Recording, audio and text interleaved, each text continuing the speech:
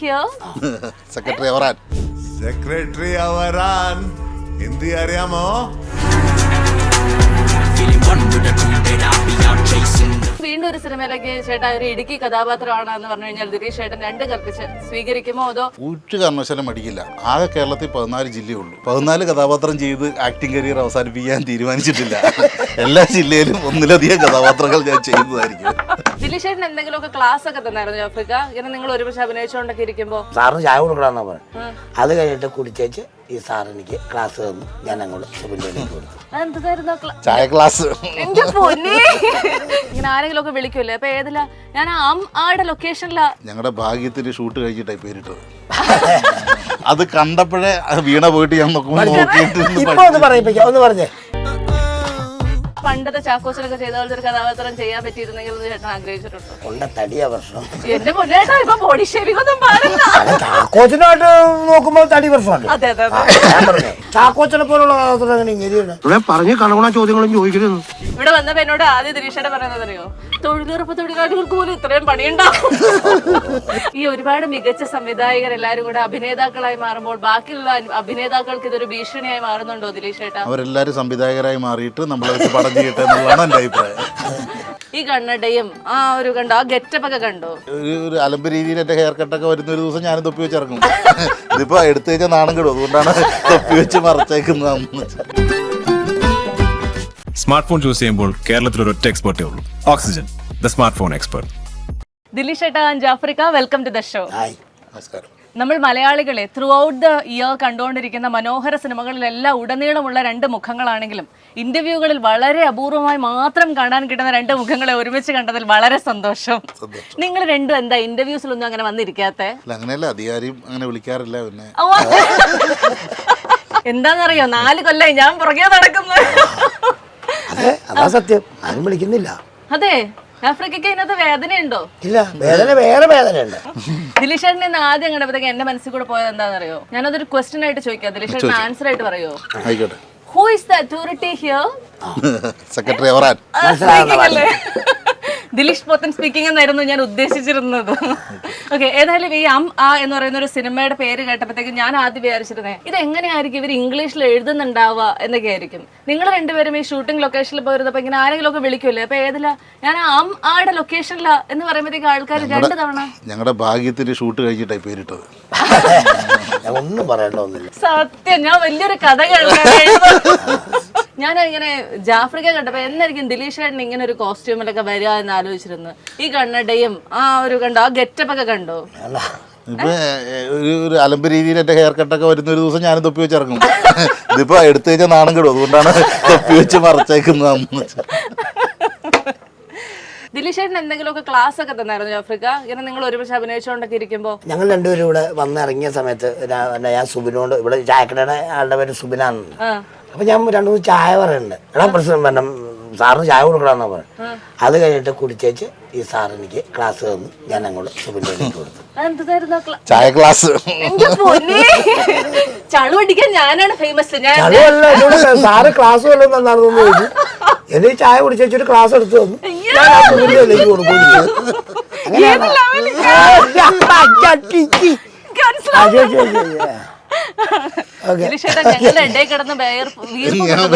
നിങ്ങളെ തമ്മിലായിക്കോട്ടെ, ഞാനിവിടെ ഇച്ചിരി മാറിയെങ്കിലും. നിങ്ങളെ ഞാൻ അഭിനന്ദിച്ചു പോകുന്ന ഒരു കാര്യം എന്താണെന്നറിയോ? ഇന്നിവിടെ ഏതാണ്ട് 20ാമത്തെ ഇന്റർവ്യൂ ആണ് നടക്കുന്നത്, അവസാനത്തെ ഇന്റർവ്യൂ. അതിനും ഇങ്ങനെ ചിരിച്ചിരിക്കാൻ കാണിക്കുന്ന ആ ഒരു മനസ്സിലല്ലേ? ഇവിടെ വന്നപ്പോ എന്നോട് ആദ്യം ദിലീഷേട്ട പറയുന്നതറിയോ? തൊഴിലുറപ്പ് തൊഴിലാളികൾക്ക് പോലും ഇത്രയും പണിയുണ്ടാവും. അതിൽ പരം പണിയാ ഞാനിവിടെ എടുത്തോണ്ടിരിക്കുന്നത്. ഈ ഇടുക്കിയോട് ചേട്ടന് വല്ലാത്ത പ്രണയമുള്ളത് കൊണ്ടാണ് ഒരു ഇടുക്കി പശ്ചാത്തലത്തിലുള്ള ഒരുപാട് സിനിമകൾ ദിലീഷ് ചേട്ടനിൽ കാണാൻ സാധിക്കുന്നത്. എന്റെ ശരീരപ്രകൃതി കൊണ്ടോ എന്റെ സംസാര ഭാഷ കൊണ്ടൊക്കെ എന്നിലൊരു ഇടുക്കിക്കാരൻ എവിടെ ഒളിഞ്ഞു കിടക്കുന്നതുകൊണ്ടായിരിക്കും ഇടയ്ക്കിടയ്ക്ക് ആണെങ്കിലും ഇടുക്കിക്കാരനാണെന്ന് തെറ്റിദ്ധരിച്ച ആൾക്കാർ എന്നെ വിളിക്കാറുണ്ട്. അപ്പൊ ഇടയ്ക്ക് എപ്പോഴെങ്കിലും ചേട്ടൻ പറഞ്ഞിട്ടുണ്ടോ ഞാനിങ്ങനെ ടൈപ്പ് കാസ്റ്റ് ചെയ്യപ്പെടുകയാണ്, ഞാനൊന്ന് മാറ്റി പിടിക്കാൻ പോവാണെന്ന്? ഇല്ല, എനിക്ക് അങ്ങനെ പ്രശ്നമൊന്നുമില്ല. ഇടുക്കിക്ക് നല്ല നല്ല നാട്. ഇവിടെ വന്നിട്ട് ഇടുക്കിക്കാരനായിട്ട് അഭിനയിക്കുന്ന സന്തോഷമുള്ള കാര്യമല്ലേ? ആണ് അല്ലേ? ചേട്ടന്റെ ഫോട്ടോസ് കാണുമ്പോഴാണെങ്കിലും ചേട്ടന്റെ വൈഫിന്റെ ഫോട്ടോസ് കാണുമ്പോഴാണെങ്കിലും ഞാൻ ശ്രദ്ധിക്കാറുള്ള ഒരു കാര്യം എന്താണെന്നറിയോ? ഈ കുറെ സിനിമകളൊക്കെ അഭിനയിച്ച് കഴിയുമ്പോൾ ഓവർ ദ ഇയേഴ്സ് നമുക്കൊരു മാറ്റം വരും. പ്രത്യേകിച്ച് ചേട്ടൻ്റെ ജിംസി ചേച്ചിക്കാണെങ്കിൽ വൈഫിന് ഒരു മാറ്റവും ഇല്ല. എങ്ങനെയായിരുന്നോ 20 കൊല്ലം മുന്നേ ചേച്ചി ഉള്ളത് അതുപോലെ തന്നെയാണ് ഇപ്പോഴും ചേച്ചി ഇങ്ങനെ മെയിൻറ്റെയിൻ ചെയ്യുന്നത്. ആ ഒരു സിനിമാ നടന്റെ ഭാര്യ എന്നുള്ള ആ ഒരു സാധനം വന്നില്ലേ? എന്നോടല്ല അവളോടല്ലേ ചോദിക്കട്ടെ. പറയണ്ട. അതെന്താ? അല്ല പറയണ്ട കേട്ടോ. അതെന്താ? ഇവരൊക്കെ വേറെ പറയണ്ട. എന്തിനു ചോദിച്ചു ആ ചോദ്യം? അതെന്താണ്? എന്തിനാണ് എന്താ ചോദിച്ചത്? എന്താ നല്ല ചോദ്യമല്ലേ? ഉത്തരം പറയണ്ട കേട്ടോ. അത് ചോദിച്ച മറിച്ച് കെട്ടി ചോദിച്ചാണ്. അതെ, അല്ലല്ല, ഒരു മാറ്റം ഇല്ലാതെ ആ ഒരു ഗ്രാമീണ നിഷ്കളങ്കതയൊക്കെ ഇപ്പോഴും കാത്തു സൂക്ഷിക്കാന്ന് പറയുന്നത് നല്ല മെയിൻറ്റെയിൻ ചെയ്യാന്ന് പറഞ്ഞാൽ നല്ല പാടാന്നാണ്. അതാണ് ഞാൻ ഉദ്ദേശിച്ചത്. അങ്ങനെയാണോ? ആ അല്ലെ, അങ്ങനെ ഒരു മാറ്റവും വരാതെ ആ ഒരു അല്ല അങ്ങനെ അല്ല കാലാനുസൃതം ഇപ്പം ഒരാളുടെ നമുക്കിപ്പോൾ അധികം മാറ്റങ്ങളൊന്നും സംഭവിക്കുന്നില്ലല്ലോ. നമുക്ക് ചുറ്റുപാടുമൊക്കെ അതേപോലെയൊക്കെ തന്നെയാണ്. അതിന് വലിയ വ്യത്യാസമൊന്നും ഇല്ല. തൊഴിലിൽ അല്ലെങ്കിൽ ജോലിയിൽ കുറച്ച് തിരക്കായി എന്ന് വെച്ച് കഴിഞ്ഞാൽ നമ്മുടെ ലൈഫ് സ്റ്റൈലിന് വലിയ മാറ്റങ്ങളൊന്നും ഇല്ല എന്ന് തന്നെയാണ് കരുതുന്നത്. ഇനി ജാഫ്രിക്കയുടെ മനസ്സിലൊരു ആഗ്രഹം ഉണ്ടാവില്ലേ ഇതുപോലത്തെ ഒരു വെറൈറ്റി ക്യാരക്ടർ പിടിക്കണമെന്ന്? അതെന്തായിരിക്കും? വെറൈറ്റി ക്യാരക്ടർ പിടിച്ചല്ലോ ഒത്തിരി. അല്ല, എന്നാലും ഇനിയുള്ളത് ഇനി വെറൈറ്റി ഇല്ലാത്തൊരു വെറൈറ്റി ഇല്ലാത്തൊരു ക്യാരക്ടറെ കുറിച്ചാണ് ചിന്തിക്കുന്നത്. സത്യം പറയാം, ഒരു വെറൈറ്റി ഇല്ലാത്തൊരു ക്യാരക്ടറില്ലേ അതിനെ എന്ത് ഒന്നും ഇല്ലാത്ത ഒരു സാധനം പിടിക്കാനുള്ള പിടിച്ചില്ല കുറെ ആണ് അല്ലെ?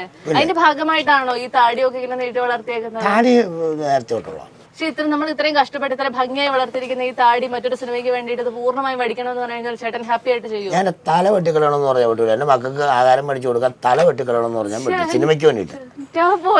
അതേ ഉള്ളൂ. ചേട്ടാ വേറെ ലെവലാണ്. കബന്ധമായിട്ട് എന്നിട്ട് ഇങ്ങനെ 2 കിലോ അരി എന്ന് പറഞ്ഞ പിള്ളേർക്ക് തലയില്ല.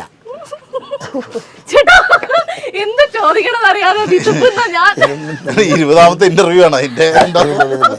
ചേട്ടാ ഒരു മികച്ച സംവിധായകനെ കൊണ്ട് അഭിനയിപ്പിക്കുമ്പോഴത്തേക്കും ബാക്കി സംവിധായകർക്ക് പേടിയായിരിക്കുമല്ലോ. കാരണം ഇദ്ദേഹത്തിന് ഇതിന്റെ എല്ലാ വശങ്ങളും അറിയാം, പിന്നെ എങ്ങനെ ഞാനൊരു അഭിപ്രായം പറയും, നിർദ്ദേശം പറയുമെന്നൊക്കെ. അങ്ങനെയൊക്കെയുള്ള പേടി ഏതെങ്കിലും സംവിധായകർ ചേട്ടനോട് പറഞ്ഞിട്ടുണ്ടോ? ഇല്ല, അങ്ങനെയൊന്നും ഇല്ലെന്നേ. കാരണം ഓരോന്നും ഓരോ സിനിമകളാണല്ലോ. ഇപ്പം ആ എന്ന് പറയുന്ന സിനിമയെക്കുറിച്ച് തോമസ് സെബാസ്റ്റ്യനോ ഇതിന്റെ റൈറ്റർ കവിപ്രസാദിനോ ഉള്ള ധാരണ എനിക്കില്ലല്ലോ. അവർ 1, 2, 3 വർഷമായിട്ട് ഈ പ്രദേശത്ത് അല്ലെങ്കിൽ ഈ കഥയോ ഇതിൻ്റെ കഥാപാത്രങ്ങളെയോ ഇതിനെക്കുറിച്ചൊക്കെ ഓരോ വരികളെക്കുറിച്ച് അവർ പലതവണ ചിന്തിച്ച് അതിനെക്കുറിച്ച് ഒരുപാട് അത്രയൊന്നും നമ്മൾ ഈ കഥയോ ക്യാരക്ടറിനൊന്നും ഉൾക്കൊണ്ടിട്ടുണ്ടാവില്ല. അവർക്കാണ് അതിനകത്ത് ധാരണയുള്ളത്. അപ്പം ഈ സിനിമയെക്കുറിച്ചും ഈ കഥാപാത്രത്തെക്കുറിച്ചും ധാരണ ഉണ്ടാവുക എന്നുള്ളതാണ് ഡയറക്ടർക്ക് വേണ്ടത്. അല്ലാണ്ട് അങ്ങനെയൊന്നുമില്ല. എനിക്ക് എൻ്റെ സിനിമയെക്കുറിച്ചല്ലാതെ വേറെ എന്തിനെക്കുറിച്ച് അത്ര ധാരണയുള്ള ആളല്ല. പക്ഷെ എന്തെങ്കിലും നമ്മളൊരു ആഡ് ഓൺ ഇതിലേക്ക് ചെയ്തിരുന്നോ ഈ സിനിമയിലേക്ക്, ആയിലേക്ക് വേണ്ടിയിട്ട്? ഇപ്പം ഒരു ആക്ടർ എന്ന രീതിയിലുള്ള നമ്മുടെ കോൺട്രിബ്യൂഷൻസ് ഉണ്ടാവും. നമ്മൾ ചിലപ്പോൾ ചില സാധനങ്ങൾ ചില വരികൾ വരുമ്പോഴത്തേക്കും ഇങ്ങനെ ഒരു വരി ആഡ് ചെയ്താലോ അല്ലെങ്കിൽ ഈ വരി ഒന്ന് മാറ്റിയാലോ എന്നൊക്കെ ചിലപ്പോൾ നമുക്ക് പറയാം. അല്ലെങ്കിൽ ഞാനിത് ഇങ്ങനെ ചെയ്തോട്ടെ എന്നൊക്കെയുള്ള നിർദ്ദേശങ്ങൾ റെഗുലറായിട്ട് ചിലപ്പോൾ നമ്മളങ്ങനെ പലതും ചോദിച്ചിട്ടുണ്ട്. അത്രയൊക്കെ ഉള്ളൂ, അല്ലാണ്ട് കാര്യമായിട്ടുള്ളതൊന്നുമില്ല. ഈ ഒരുപാട് മികച്ച സംവിധായകർ എല്ലാവരും കൂടെ അഭിനേതാക്കളായി മാറുമ്പോൾ ബാക്കിയുള്ള അഭിനേതാക്കൾക്ക് ഇതൊരു ഭീഷണിയായി മാറുന്നുണ്ടോ ദിലീഷ് ചേട്ടാ? അവരെല്ലാവരും സംവിധായകരായി മാറിയിട്ട് നമ്മളെ വെച്ച് പടം ചെയ്യട്ടെ എന്നുള്ളതാണ് എൻ്റെ അഭിപ്രായം. വീണ്ടും നമുക്കിപ്പോ എന്ന് പറയുന്നത് ഒരു ഇടുക്കി പശ്ചാത്തലമായിട്ടുള്ള മൂലമറ്റത്തെടുത്ത ഒരു സിനിമയാണല്ലോ. ഇനി വീണ്ടും ഒരു സിനിമയിലേക്ക് ചേട്ടാ ഒരു ഇടുക്കി കഥാപാത്രമാണ് എന്ന് പറഞ്ഞു കഴിഞ്ഞാൽ ദിലീഷ് ചേട്ടൻ 2 കൽപ്പിച്ച് സ്വീകരിക്കുമോ അതോ ഒന്ന് മടിക്കുമോ? ഒരു കാരണവശാലും മടിക്കില്ല. ആകെ കേരളത്തിൽ 14 ജില്ലയുള്ളൂ. 14 കഥാപാത്രം ചെയ്ത് ആക്ടിങ് കരിയർ അവസാനിപ്പിക്കാൻ തീരുമാനിച്ചിട്ടില്ല. എല്ലാ ജില്ലയിലും 1-ലധികം കഥാപാത്രങ്ങൾ ഞാൻ ചെയ്യുന്നതായിരിക്കും. എറണാകുളം ജില്ലയിൽ ചേട്ടൻ ചെയ്ത കഥാപാത്രങ്ങളിൽ ചേട്ടനോട് ഭയങ്കരമായ യഥാർത്ഥ വ്യക്തിയോട് ഭയങ്കര അടുപ്പമുള്ള കഥാപാത്രം ഏതായിരിക്കും? അത് പറയില്ല, അതെന്നെ വെളിപ്പെടുത്തുന്നതിന് അതുപോലെ തന്നെ എഴുതിക്കൊണ്ടുവരും. അത് തന്നെ എഴുതിക്കൊണ്ടുവരും. ചെയ്തു പോയില്ലേ? ആണ്. എനിക്ക് ചേട്ടൻ ചെയ്ത കഥാപാത്രങ്ങൾ ചേട്ടനായിട്ട് ഒരു ബന്ധമില്ലാത്ത ആ കഥാപാത്രം ഏതാണ്? ഇപ്പം ചെയ്ത റൈഫിൾ ക്ലബ്ബ്. ബന്ധമില്ലാത്ത ക്യാരക്ടേഴ്സ് ഒത്തിരി ഉണ്ടാവുന്നേ. അങ്ങനെയൊന്നുമില്ല. അപ്പോൾ സാമ്യമുള്ള ചില ക്യാരക്ടേഴ്സ് ഉണ്ടാകുമ്പോൾ ചില ഫീച്ചേഴ്സൊക്കെ നമ്മൾ പേഴ്സണലി നമ്മുടെ വീക്ക് പോയിന്റുകളൊക്കെ ഉള്ള ക്യാരക്ടേഴ്സൊക്കെ വരാറുണ്ട്. പക്ഷെ അത് പുറത്തു പറയാൻ പറ്റാത്തതുകൊണ്ട് ഞാൻ ഉണ്ടായിരിക്കുന്നു. ദിലീഷ് ചേട്ടനുണ്ടോ അങ്ങനെ ഒരു മനസ്സിൽ ഇതുപോലത്തെ ഒരു വെറൈറ്റി ക്യാരക്ടർ പിടിക്കണമെന്നോ അല്ലെങ്കിൽ അങ്ങനെ ഒരു കാര്യം ചെയ്യണമെന്നോ മനസ്സിലെപ്പെടുന്നുണ്ടോ? ഇല്ല. ഒത്തിരി നെഗറ്റീവ് ക്യാരക്ടേഴ്സ് ചെയ്യാൻ എനിക്കിപ്പം വലിയ താല്പര്യമില്ല. അതേ ഉള്ളൂ. ഭയങ്കര ഇമോഷണലി സ്ട്രെയിൻഫുള്ളാണ് എനിക്ക് അഭിനയിക്കുന്ന സമയത്ത്. നെഗറ്റീവ് ക്യാരക്ടേഴ്സ് ചെയ്ത് കഴിഞ്ഞാൽ ഞാൻ ഭയങ്കര സ്ട്രെസ്ഡ് ഔട്ട് ആവുന്നു. വൈകുന്നേരമായിട്ടും ഞാനിങ്ങനെ അലമ്പായിട്ടിരിക്കുന്ന ഒരു സിറ്റുവേഷനൊക്കെ എനിക്ക് ദേഷ്യമൊക്കെ അങ്ങനെ ഉണ്ടെന്നേ. എനിക്ക് വീട്ടിൽ നമ്മുടെ അസിസ്റ്റൻസിനോടൊക്കെ ഇപ്പം രാവിലെ തൊട്ട് ഞാനിങ്ങനെ ഒരു നെഗറ്റീവ് ക്യാരക്ടറൊക്കെ ചെയ്യുക അല്ലെങ്കിൽ ഭയങ്കര ക്രൂക്കഡായിട്ടുള്ള ക്യാരക്ടറൊക്കെ ചെയ്യുന്ന സമയത്ത് ഞാൻ വൈകുന്നേരമൊക്കെ ആകുമ്പോൾ എനിക്ക് കുറച്ച് ഇമോഷണൽ സ്ട്രെസ് ഉണ്ട്. അപ്പോൾ അതുകൊണ്ട് ഞാൻ അങ്ങനത്തെ ക്യാരക്ടേഴ്സ് ചെയ്യാറുന്നല്ല, കഴിവതും കുറയ്ക്കാൻ ശ്രമിക്കും. കുറച്ച് ഫീൽ ഫ്രീ എന്നുള്ള ക്യാരക്ടേഴ്സ് ചെയ്യാൻ അങ്ങനെ എനിക്ക് അതാണ് കൂടുതൽ ഇഷ്ടം ഇപ്പം. ആണ്. ദിലീഷ് ചേട്ടനിൽ നിന്ന് ഞാനൊരിക്കലും ഇങ്ങനെ ഒരു റൊമാൻറ്റിക് കഥാപാത്രങ്ങളൊന്നും കണ്ടിട്ടില്ലായിരുന്നു. പക്ഷെ റൈഫിൾ ക്ലബ്ബിൽ വന്നപ്പോഴാണ് വളരെ റോ ആയിട്ടുള്ള ഒരു റൊമാൻസ് കാണാൻ കാണാൻ സാധിച്ചത്. അതൊക്കെ ചെയ്യാനായിട്ട് ചേട്ടനിലെ ആ നായകൻ അല്ല നടൻ ഉണർന്നോ, അതോ ചേട്ടനത് എളുപ്പമായിരുന്നോ, അതോ ചേട്ടൻ അങ്ങനെയാണോ? നടനല്ല, എന്നിലെ വ്യക്തിയാണ് ഉണർന്നത്. വാ ഏട്ടനത്തില് ഭയങ്കരമായിട്ട് ആസ്വദിച്ച് ചെയ്ത ഒരു റൊമാൻസ് ഒക്കെ ആയിരുന്നു അതോ? ചേട്ടൻ അങ്ങനെ റൊമാൻസ് ഒന്നും അധികം കിട്ടാത്തതിൽ, അങ്ങനെയുള്ള കഥാപാത്രങ്ങളൊന്നും അധികം കിട്ടാത്തതിൽ ഒരു വിഷമമുണ്ടോ? റൊമാൻസ് കിട്ടണം എന്നൊരു ആക്ടർ എന്ന നിലയിൽ എനിക്ക് ആഗ്രഹം ഉണ്ടാവും ഉറപ്പായിട്ടും. നല്ല രസമല്ലേ, അടിപൊളി. വെറുതെ വില്ലനായിട്ട് വെറുതെ തല്ലൊക്കെ കൊള്ളുന്നതിൽ സുഖമല്ലേ. എപ്പോഴെങ്കിലും നമ്മൾ പണ്ടത്തെ ചാക്കോച്ചനൊക്കെ ചെയ്ത പോലത്തെ ഒരു കഥാപാത്രം ചെയ്യാൻ പറ്റിയിരുന്നെങ്കിൽ ചേട്ടൻ ആഗ്രഹിച്ചിട്ടുണ്ടോ? എന്ന് പറയാൻ തടിയാ പ്രശ്നം. എന്റെ മുന്നേട്ടാ ഇപ്പൊ ബോഡി ഷേവിംഗ് ഒന്നും പാടില്ല. ചാക്കോച്ചനായിട്ട് നോക്കുമ്പോൾ തടി പ്രശ്നമുണ്ട്. അതെ അതെ ഞാൻ പറഞ്ഞേ ഇതിൽ എനിക്കൊരു ഉത്തരവാദിത്വം ഇല്ല. എനിക്ക് ഉത്തരവാദിത്വം ഉണ്ട്. അതാണ്. പിന്നെ അങ്ങനെ ടാലിയാവും. ചാക്കോച്ചനെ പോലുള്ള കഥാപാത്രം അങ്ങനെ ഇങ്ങനെയാണ്. മറുപടി പറയേട്ടാ, മറുപടി പറ. ചാക്കോച്ചൻ ചെയ്ത് ഇപ്പം അനീതി പ്രാവിലെ വേഷം ഇപ്പം ഞാൻ ചെയ്യുമെന്ന് ചോദിച്ചു കഴിഞ്ഞാൽ ഇല്ല. പക്ഷെ കാലാനുസൃതമായിട്ടുള്ള മാറ്റങ്ങളിൽ ഉള്ള ഞാൻ പിടിക്കും. അനീതി പ്രാവിലെ ചാക്കോച്ചന്റെ പ്രായമല്ലല്ലോ എന്റെ പ്രായം. കുറയ്ക്കുന്നതിനൊക്കെ ഒരു പരിധിയില്ല എന്ന് പറഞ്ഞ പോലെ. ഈ എന്ന് പറയുന്ന സിനിമ ജാഫർക്ക് എന്തുകൊണ്ടായിരിക്കും ഇങ്ങനെ ഒരു സിനിമ ചൂസ് ചെയ്തത്? വരുന്ന എല്ലാ സിനിമകളും സ്വീകരിക്കാറുണ്ടോ, അതോ കഥയൊക്കെ കേട്ട് ഇഷ്ടപ്പെടുന്ന സിനിമകൾ മാത്രമാണോ എടുക്കാറുള്ളത്? ഞാനങ്ങനെ ഡീറ്റെയിലും തിരക്കേണ്ട ആവശ്യമില്ല. നമുക്കിപ്പോൾ സിനിമയല്ല ആവശ്യം. ഞാനും പറഞ്ഞില്ലേ, ഏതെങ്കിലും കിട്ടുന്ന കഥാപാത്രം, എല്ലാ കഥാപാത്രവും ഇന്ന അവാർഡിന് വേണ്ടിയിട്ടൊരു അഭിനയം, അല്ലെങ്കിൽ പിന്നെ വേറൊരു അഭിനയം, പൈസ കുറവുള്ള സിനിമയ്ക്കൊരു അഭിനയം, പൈസ കൂടുതൽ കിട്ടുന്നതാണ്. അങ്ങനെയൊന്നുമില്ല. നമ്മൾ ചെന്ന് ചെയ്യുന്ന അവരാ തീരുമാനിക്കുന്നത്. ഈ റെമ്യൂണറേഷൻ ഒക്കെ ബാർഗെയിൻ ചെയ്യാൻ പലരും ശ്രമിക്കാറില്ല. അങ്ങനെയൊന്നുമില്ലെന്ന് ഇപ്പം നമ്മൾ അങ്ങനെയൊന്നും കത്തിച്ച് മേടിക്കുകയല്ലോ. നമ്മൾ പറയുന്നത് തന്നെ അവർ തരും. കാര്യം വെച്ച് കഴിഞ്ഞാൽ വലിയ കൊള്ളയായതുകൊണ്ടും മേടിച്ചുകൊണ്ട് പോകുന്നില്ല. ദിലീഷ് ചേട്ടൻ അങ്ങനെ റെമ്യൂണറേഷൻ കുറവായതുകൊണ്ട് ഞാൻ ഈ സിനിമയിൽ അഭിനയിക്കുന്നില്ല എന്ന് തീരുമാനിച്ച സിനിമയുണ്ടോ? പറയണ്ട. റെമ്യൂണറേഷന്റെ കാര്യവുമായി ഞാൻ ചിലപ്പോൾ ചില കഥാപാത്രങ്ങൾ, ചില സിനിമകൾക്ക് ഞാൻ റെമ്യൂണറേഷൻ ഫാക്ടറായിട്ട് വെക്കാറുണ്ട്. തീരെ ചിലപ്പം വർക്കാവാത്ത സിനിമകളായിരിക്കും, അങ്ങനെയൊക്കെയുള്ള സാഹചര്യങ്ങൾ ഉണ്ടായിട്ടുണ്ട്. എപ്പോഴെങ്കിലും റെമ്യൂണറേഷൻ വാങ്ങാതെ ഒരു സിനിമയിൽ പിന്നെ തീർച്ചയായിട്ടും ആണല്ലേ? അതിപ്പോൾ നമുക്ക് ഒരു സിനിമ ചൂസ് ചെയ്യുമ്പോഴത്തേക്ക് നമുക്ക് വേണ്ടി ആ ക്യാരക്ടർ എഴുതപ്പെടുമ്പം ആ ക്യാരക്ടറിൽ നമുക്ക് എത്ര പ്രസക്തി ഉണ്ട്, ആ സിനിമയുടെ സാധ്യത, ഇതെല്ലാം കണക്കിലെടുത്തിട്ടാണ് ഞാൻ റെമ്യൂണറേഷൻ സംസാരിക്കാറ്. അപ്പം നിരവധി സിനിമകൾ ശമ്പളം മേടിക്കാതെ ചെയ്തിട്ടുണ്ട്. ശമ്പളം തരാതെ പറ്റിച്ചിട്ടുണ്ടോ? ഇല്ല, ആര് പറ്റിക്കുന്നൊന്നുമല്ല. ചിലപ്പോൾ ചില സാഹചര്യങ്ങളിൽ ചിലവർക്ക് ചില പേയ്മെന്റുകൾ കംപ്ലീറ്റ് ചെയ്യാൻ പറ്റിയെന്ന് വരത്തില്ല. അതാരും അങ്ങനെ പറ്റിച്ചതായിട്ടൊന്നും എനിക്ക് തോന്നിയിട്ടില്ല. അതൊക്കെ ചോദിക്കാറുണ്ടോ? അല്ല, അങ്ങനെയല്ല. ചില സിനിമ ഒരു ബിസിനസ് ആണല്ലോ. നമ്മളിപ്പോൾ ഒരു പരിപാടി നടത്തി അത് ചിലപ്പോൾ വർക്കായില്ല എന്ന് പറയാൻ പല സാഹചര്യങ്ങളുണ്ട്. അപ്പോൾ ഇത് ഒരു എന്താ പറയുക മാനുഷികത എന്നൊക്കെ പറയുന്ന പോലെയാണ് എല്ലാവരെയും പോലെ. അല്ലാണ്ട് ഞാൻ പ്രത്യേക ജീവിയൊന്നുമല്ല. ഈ നമ്മളിങ്ങനെ ഇൻഡസ്ട്രിയുടെ പുറത്ത് നിൽക്കുന്നവർ പലപ്പോഴും കേട്ടിട്ടുള്ള പല ഇൻഡസ്ട്രിക്ക് അകത്തല്ലേ, ഞാനിങ്ങനെ ഇങ്ങനെയൊക്കെ നമ്മൾ എളിമയിൽ ഇങ്ങനെയൊക്കെ പറയും. അപ്പോൾ അതുകൊണ്ട് എപ്പോഴും പറഞ്ഞു കേൾക്കാറുണ്ട് ഈ ഫഹദും അല്ലെങ്കിൽ നസ്രിയും ആ ഒരു ഗ്യാങ് ഏറ്റവും കൂടുതൽ കംഫർട്ടബിൾ ആവുന്ന ദിലീഷ് ചേട്ടൻ്റെ ഒക്കെയുള്ള ആ ഒരു സർക്കിളിൽ മാത്രമാണെന്ന്. അങ്ങനെയൊന്നുമില്ല. അവരെന്തൊരു സിനിമ, ഞാൻ ആകെ ഫഹദ് ആയിട്ടുള്ള ആകെ 2-3 സിനിമയെ ചെയ്തിട്ടുള്ളൂ.